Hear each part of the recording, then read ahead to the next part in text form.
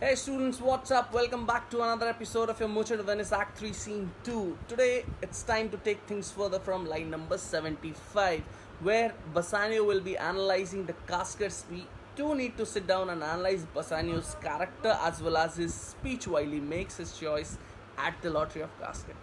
Let's do a quick recap of what we had done in our last class. I'll be scrolling down the slides. You can make a note of the same.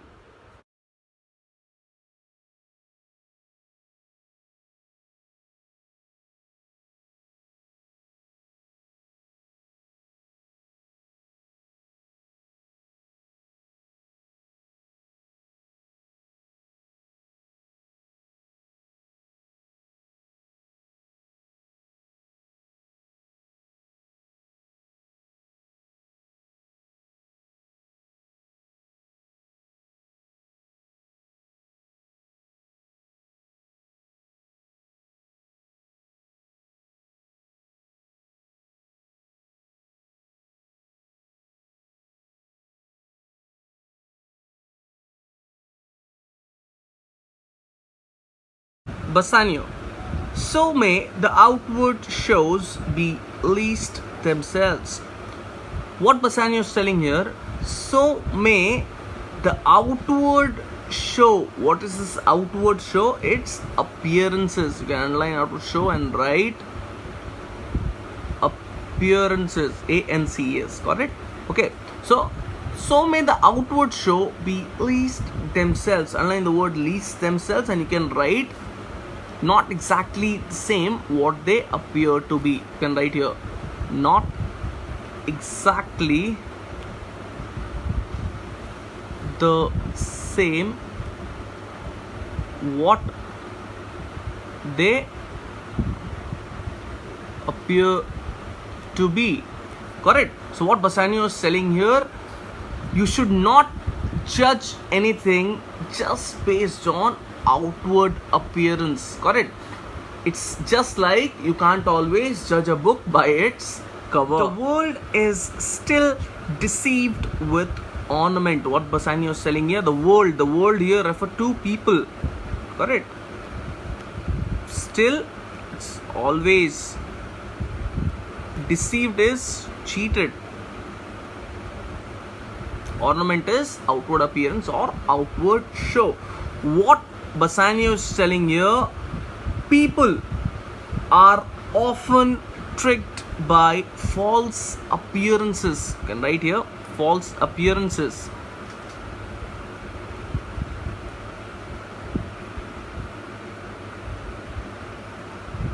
Got it? So the world is still deceived with ornament. That means people are often cheated or tricked by false appearances and outward show.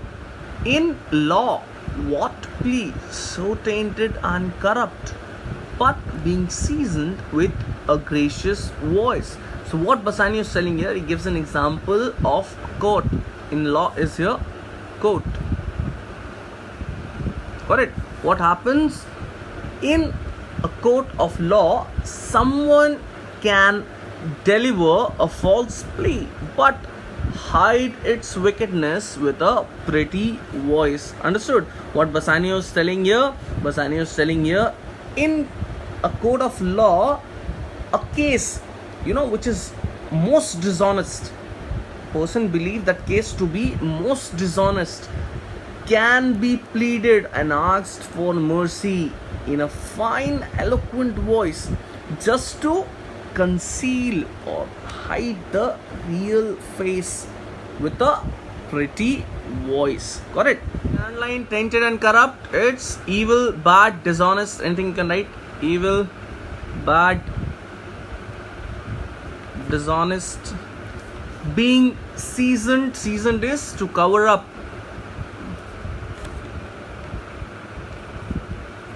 Covered up. Gracious voice is eloquent and beautiful voice or pretty voice. Obscures the show of evil. Obscure is to hide, conceal, cover. So many words are there. Hide, conceal. It's cover. The show of the evil, in the sense the face of the evil, that is dishonest person with a saintly voice. Got it? So this was the example of a law. Got it? You can mark it down as number 1. Number 2 is your religion. Got it? So Bassanio says, in religion, what damned error, but some sober brow will bless it and approve it with a text, hiding the grossness with fair ornament. Now understand this, what Bassanio says here. The second example says, in religion, correct? In religion, what happens? What damned error? It's a sinful error, a kind of a sin. You can write here, sinful error. And what is it? And who does it? But some sober brow you can underline, you can write pious, holy, or serious looking person. Pious is holy, P-I-O-U-S, holy or serious. Correct? Some sober brow will bless it and approve it with text.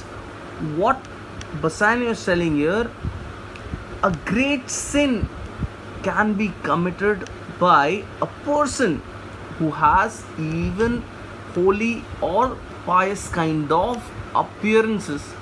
Got it? What he's trying to tell you, ask, in religion, don't serious men defend sins with scripture, covering up evil with a show of good. Correct? So some sober brow with bless it and approve it with text. What does that mean? It means in religion, some sinful error is being hid by some saintly and pious looking person who will bless it and approve it just to justify it. What they will do, they will quote it with some holy book or a text. That what it means, holy book. Hiding the grossness with fair ornament. What they'll do, they'll hide the wrongdoing. Grossness is kind of a wrongdoing with fair ornament. What does that mean?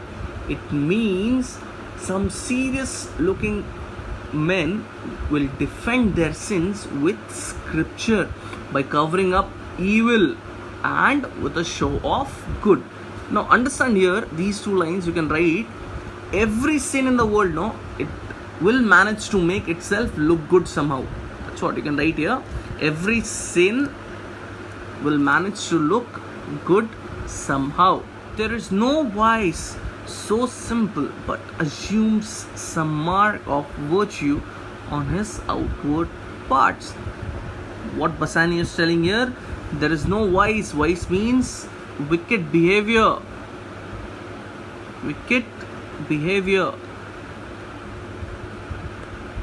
Correct?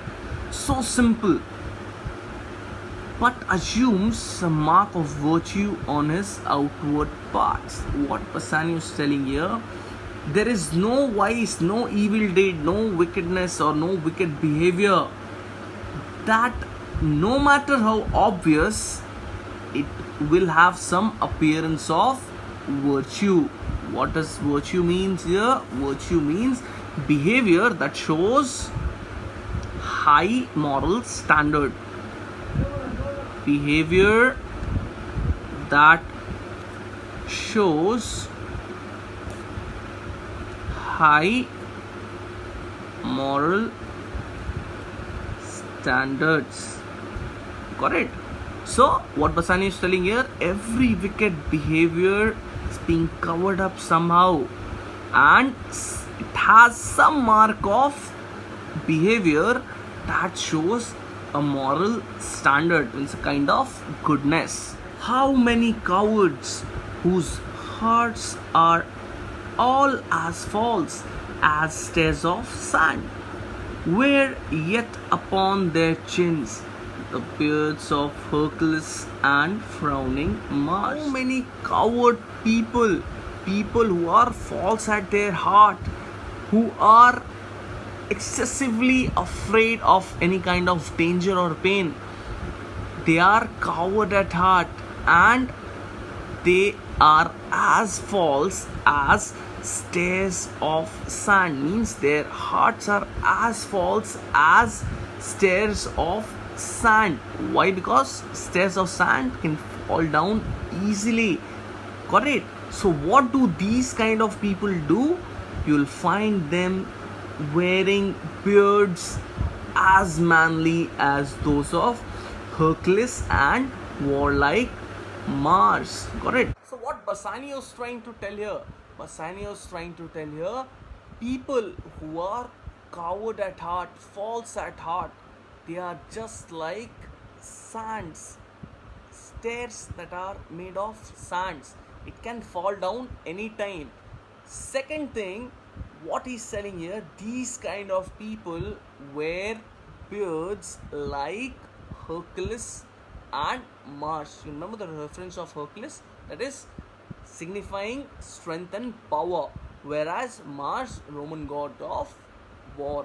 But if you check out their liver, it will be as white as milk. They grow their beards, they put on the cloak of valor just to show others that they are brave, but actually they are brave from outside. If you look inside them, you will find that their livers are pure and white as milk. Means they are brave from outside but not from inside. Students, in Elizabethan era, it was believed that the white livered person will be false at heart or a coward person, whereas a brave person's liver was believed to be red with blood. And these assume but whalers' excrement to render them redoubted. What does it mean? It means that these particular people have only outward signs of courage. Whalers' excrement, you can write outward show or sign of courage. Outward show or sign of courage to render them redoubted, so that they can look formidable, powerful, or capable. You can write this: capable. You can write even powerful. Correct. Look, you can write here. They can look capable, powerful, or formidable. Done. Look on beauty, and you shall see it is purchased by the weight, which therein works a miracle in nature, making them lightest that wear most of it. Now, what Bassanio is telling here, beauty. Here, beauty is kind of a cosmetic, correct? That can be bought by weight, maybe in a chemist shop, correct? It works as a miracle in nature. Why? Because it makes those people who wear it most becomes the lightest. Lightest in the sense, it's a kind of a pun here. What Bassanio is telling here, beauty, you will realize that it is often bought by weight, and the women who wear it the most are respected the least. What Bassanio is trying to tell here, beauty might work like miracles, but the women who wear it are the lightest in their morals. Correct? So you can write the meaning. Beauty you can write as cosmetics, purchased by weight is bought by weight, bought by weight. For reference you can write chemist shop here.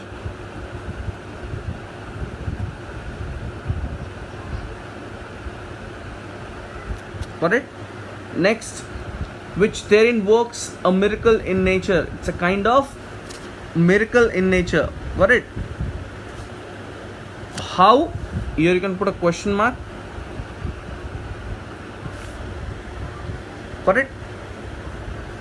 The answer is women who wear it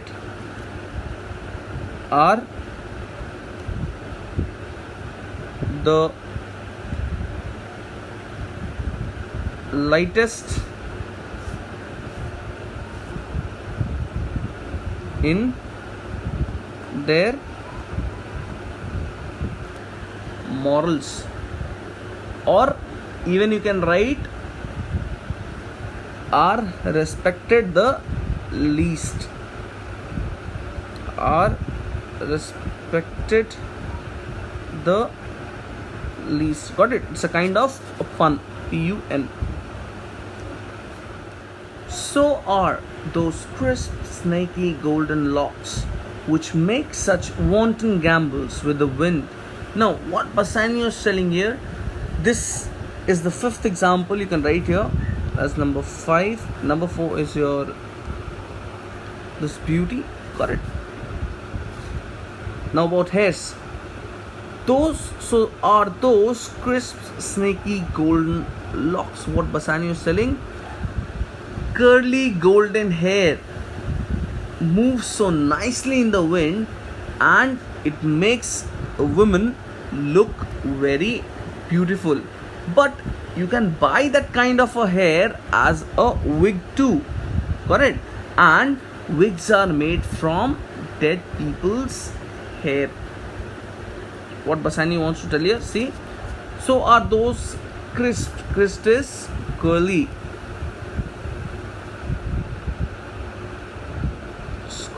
correct? Snaky golden locks, snaky, underline like a snake. Locks are hairs which make such wanton gambols. You can underline, right?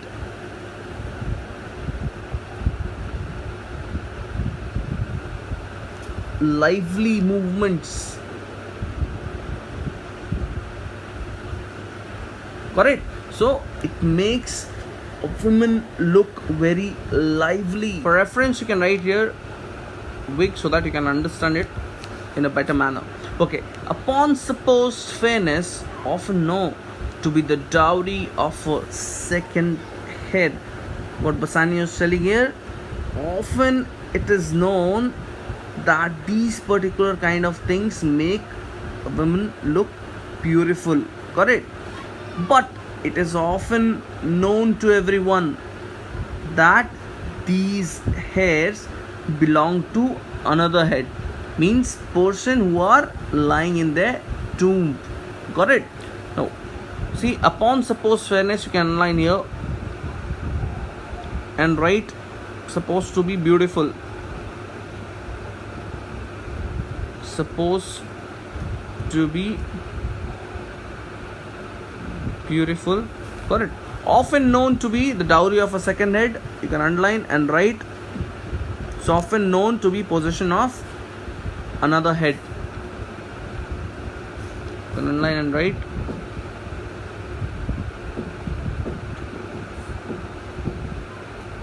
possession of another head, means it belongs to another head, means another person. The skull that bred them in sepulchre. What Bassanio is telling here, belongs to the skull of a dead person. Got it? Sepulchre is tomb or vault.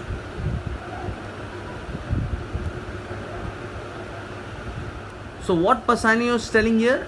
Bassanio is telling here, those golden silken curls that blow so nicely in the breeze on the heads of beautiful women, often turn out to be the hair of someone who is now safely buried in a tomb. Thus, ornament is but the gilded shore to a most dangerous sea, the beauteous scarf. Understand this, what Bassanio is telling here. Bassanio is telling here, thus ornament. Ornament is your outward show.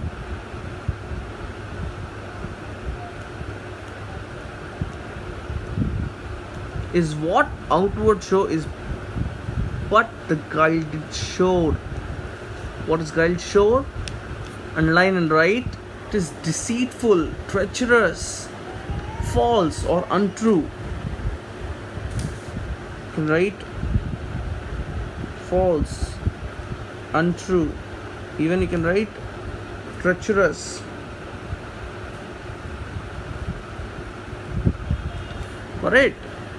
To a most dangerous sea. What does Bassanio mean here? Bassanio means that decorations nothing but a danger that is meant to trick and trap a viewer, person who is looking at something.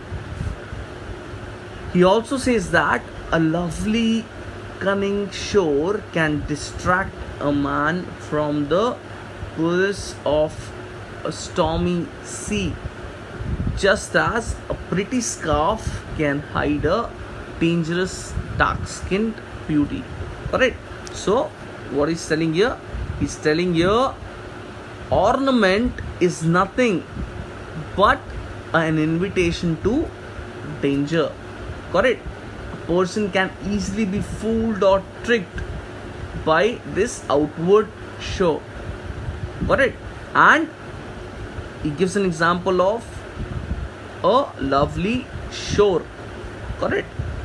Which is cunning and can distract a man from a stormy sea. Now, in order to compare this thing, he says the beauteous scarf veiling an Indian beauty. Correct? What he says here, it's just as a pretty scarf. You can underline beauteous scarf. You can write pretty scarf. Correct? And what does it do? It hides a dangerous dark-skinned beauty. Correct? Hides a dangerous dark-skinned beauty. Veiling you can underline here, and you can write covering or hiding also you can write.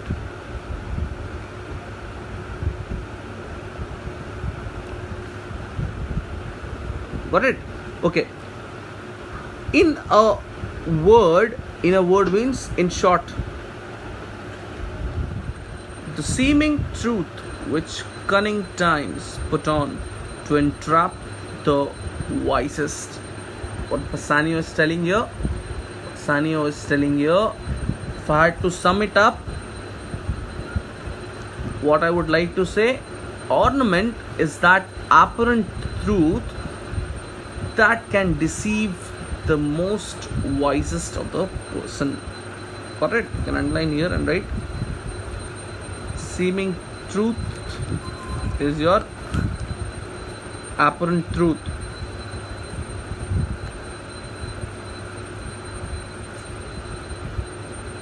That is in reality. Cunning times,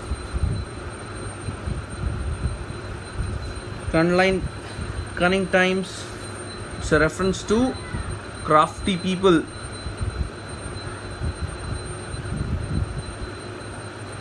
Correct? Which cunning times put on to entrap the wisest. That is sharpest of the person or wisest of the person. Sharp or intelligent. What he says, nowadays even a wise person can be fooled by appearances. You can write here. Therefore, thou gaudy gold. Online, gaudy is showy. Thou gaudy is you showy. Hard food for Midas. I will none of the hard food for Midas. You can underline. It's kind of a gold that King Midas could not eat. Got it? I will none of thee means I have nothing to do with you.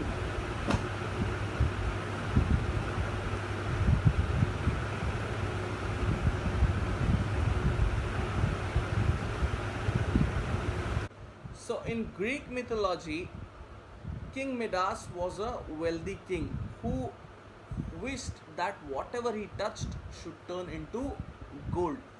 God granted his wish and he was blessed with the same. But whatever he touched started turning into gold, even his food.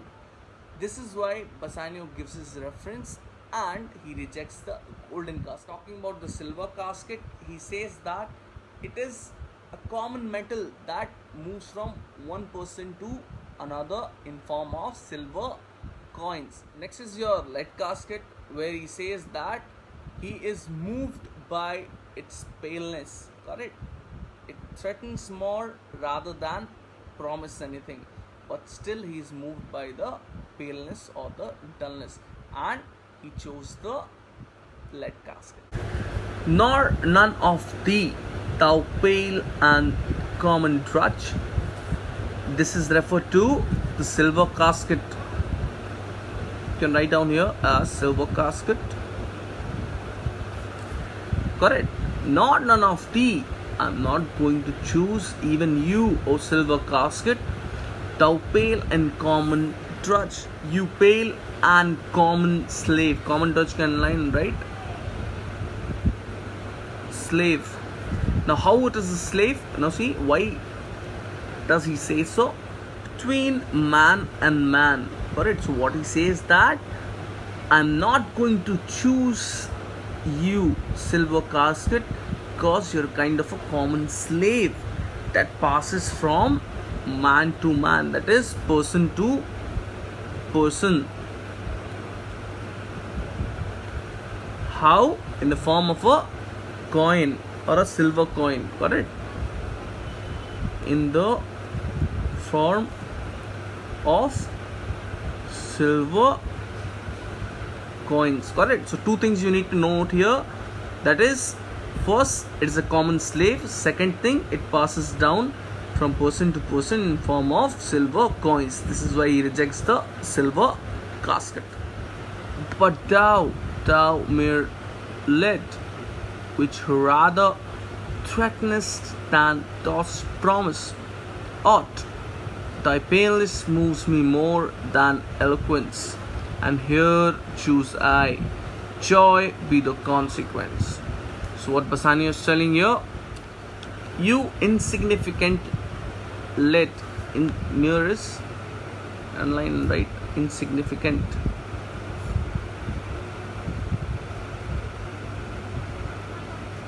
Correct?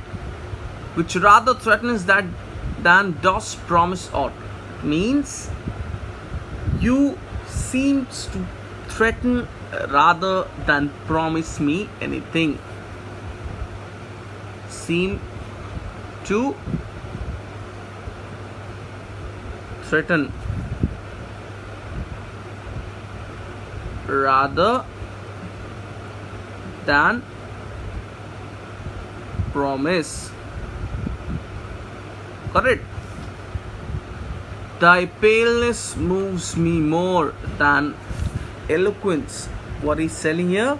He's telling here, you move me more. Your impact is more than the eloquence of gold and silver. Correct. More than eloquences, you can underline here and write more than silver and gold. Correct. Means your dullness moves me more than silver and gold casket. And here choose I. So this is my choice. Got it? May this choice bring me happiness in future. Got it? So what he says, this humble lead casket, though it looks too threatening to promise me anything, but it moves me more than any other caskets. Correct? So this is the one that I want to choose, and I hope that I am happy with my choice. Therefore it says, joy be the consequence.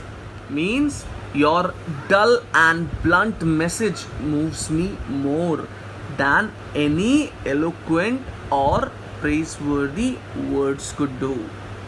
Got it? Here the references of choosing lead casket over silver and gold. Correct? So consequence here you can write outcome of the choice, or outcome only you can write here. That's it.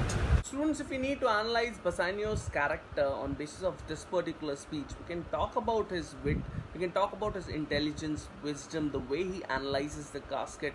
Even you can talk about the particular love that he carries or has for Portia. You can even talk about his patience, and he as an ardent and romantic lover, how he was successful. If you want to give more weightage to your answer, you can talk about his presence of mind, the list of examples that he gives in order to justify things. Moreover, later on you can talk about his sincerity in friendship.